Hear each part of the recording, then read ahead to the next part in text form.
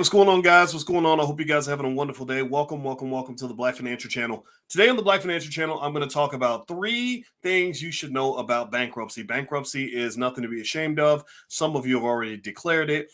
Some of you are thinking about declaring it.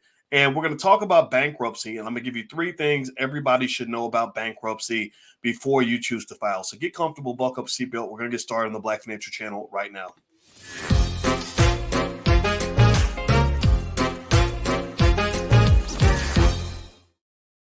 Welcome to the Black Financial Channel. That's theblackfinancialchannel.com. My name is Dr. Boyce Watkins. I am your friendly neighborhood finance professor. On the Black Financial Channel, we talk about Black wealth and Black economics every single day, sometimes as much as 10 times a day under the B1 condition. B1 means we are Black first. Black first means we put our community at the top of our priority list. Black first means we educate our kids. Black first means we break generational curses. Black first means that we understand the importance of learning wealth. If you agree with this philosophy, put a B1 in the chat. Everybody that's B1, put your B1, shout out your city. Just Blaze from New Orleans. Black Bezos, good to see you. Says, thank you, uncle. You are welcome, nephew. Shafiq Ali, is that right? From Philly. Andre Mathis, good to see you. All right, so let me hop to it. I don't have a lot of time, and I know you don't either, so I'm going to make this very, very quick.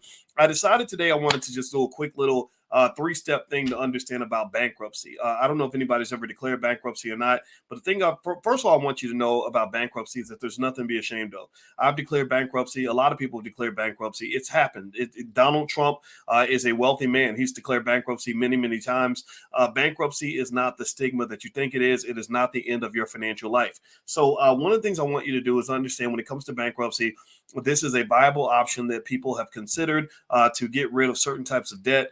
In fact, one of the reasons that I have an issue with the whole student loan debt crisis is that Joe Biden and Bill Clinton worked together to push through a bill years ago that says that when you declare bankruptcy, you cannot write off your student loan debt. So that student loan debt sticks to you like a really bad financial STD that you can't get rid of. And that's something that really bothers me. I really wish they hadn't done that.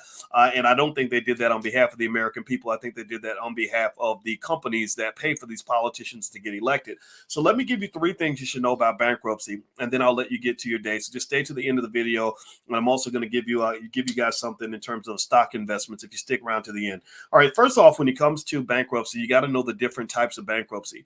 The main 2 types of bankruptcy that people use are Chapter 7 bankruptcy, Chapter 13. Chapter 7 is a liquidation where you got to sell a bunch of stuff and everything else because you're liquidating to pay off your creditors. Chapter 13 is a reorganization. That is where you're allowed to be protected from your creditors for a while, just to let the baby kind of incubate, to let your business incubate or your finances incubate. And what does that mean? Well, sometimes a company or a person is not doing so bad financially. They might just be a little bit financially sick, but they're not financially dead. They're not financially destroyed, but they are having some financial problems, which means that if you just leave them alone for a while, let them not pay some bills for a little while, incubate them, protect them the way you protect a newborn baby that was born a little early, then that company gets a chance to kind of grow and get financially strong. So ultimately, Chapter 13, that reorganization is something to consider. It's something that allows you to sort of fix your finances as opposed to simply bailing out and having to take the stigma on of a full-fledged Chapter 7 liquidation.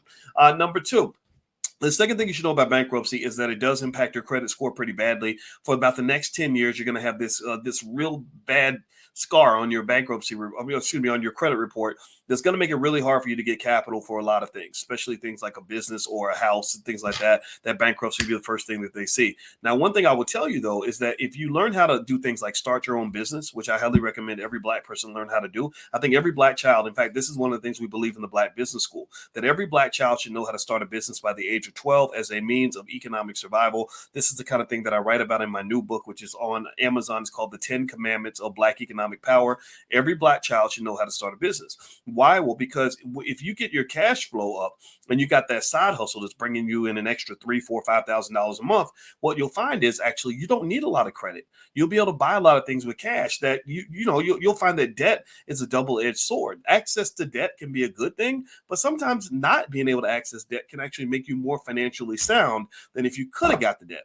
So don't let that credit score stigma kind of bother you too much. A lot of times car dealers, for example, will just charge you a higher interest rate, or they'll make some other terms, or maybe you have to put down a little more cash.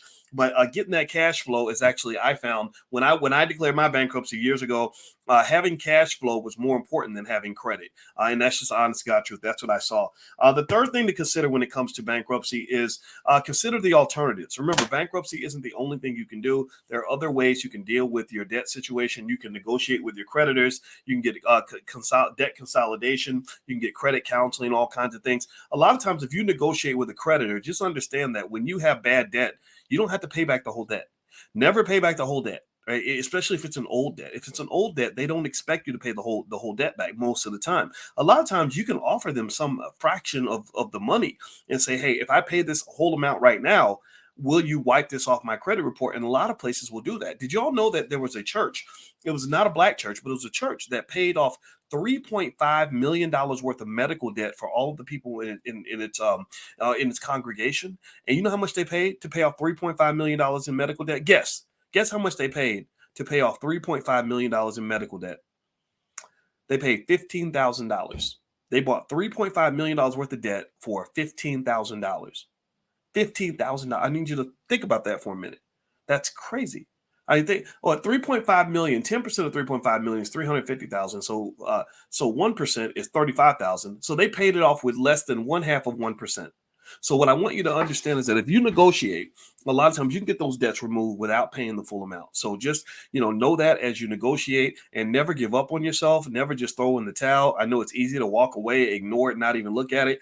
But at some point you got to face it. And this is really important for you to get back on your feet and get you where you want to get to financially. So anyway, guys, as I promised, I mentioned to you guys that I was going to give you a stock pick that I really like right now. One company that I'm going to actually buy some more shares in is Microsoft. I like Microsoft right now because I think Microsoft is going to be ahead in the whole AI race. In fact, if you go to BoyceWatkins.com, there's a list of AI stocks that I'm invested in that I think are going to really do well in the future. But Microsoft is a company that's on my mind right now. If the market dips and the price goes down a little, you're going to see me accumulate some shares of Microsoft. So that's a stock pick that I believe is going to do reasonably well in the near future.